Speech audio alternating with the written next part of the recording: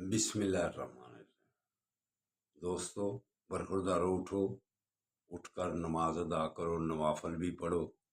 آج عید میلاد النبی ہے، برکتوں والا دن ہے، آقا صلی اللہ علیہ وآلہ وسلم کی پیدائش کا دن، 12 ربیع الاول، 4:20 پر وہ وقت قریب ہے۔ اٹھو، اٹھ کر نوافل بھی ادا کرو اور فرائض کی پابندی بھی کرو۔ اس کے بعد پھر یا بر رو، اللہ کے ناموں کا ورد کرو، آفتوں مصیبتوں سے پریشانیوں سے دور رہو گے۔ تو میرے برخوردارو، آج کا دن خوشی کا دن ہے، خوشیاں مناؤ۔ اگر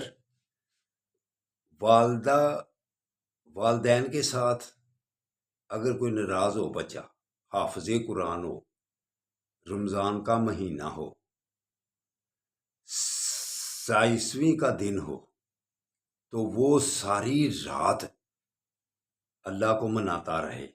غور کرنا اس بات پر، اگر اس کی والدہ گھر ناراض ہو، اللہ راضی ہوگا اس سے؟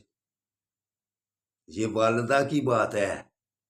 یہ جائے کہ آپ آقا صلی اللہ علیہ وآلہ وسلم کے متعلق ایسی باتیں سوچ کر آقا صلی اللہ علیہ وآلہ وسلم کو ناراض کرتے رہیں۔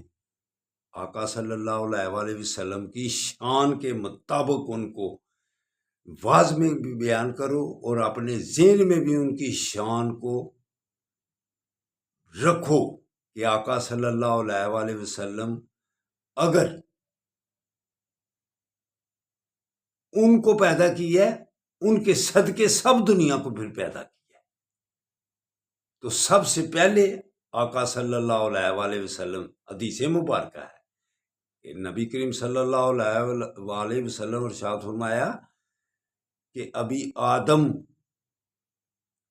مٹی اور پانی کے درمیان تھے کہ اللہ نے میرا نور پہلے پیدا کر دیا ہوا تھا۔ تو دوستو برخوردارو، نبی کریم صلی اللہ علیہ وآلہ وسلم کی شان میں اگر تھوڑی سی بھی منفی سوچ آپ نے رکھی تو پہچان سے قبر میں دور رہو گے۔ حشر والے دن بھی، قیامت والے دن بھی حقیقت کی دنیا کا پہلا دن ہے۔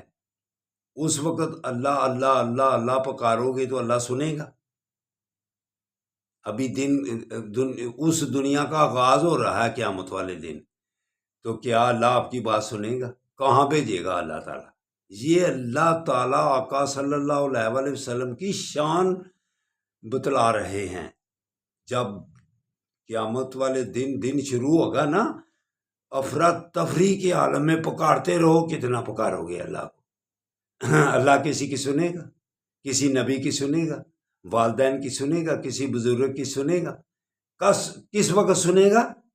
جب آپ نبی کریم صلی اللہ علیہ وآلہ وسلم کے قدموں میں جا کے گر جائیں گے، ان کی سفارش کہیں گے کہ یا ہمیں بچا لیں، ہمیں بچا لیں، ہمیں بچا لیں، تب بات بنے گی۔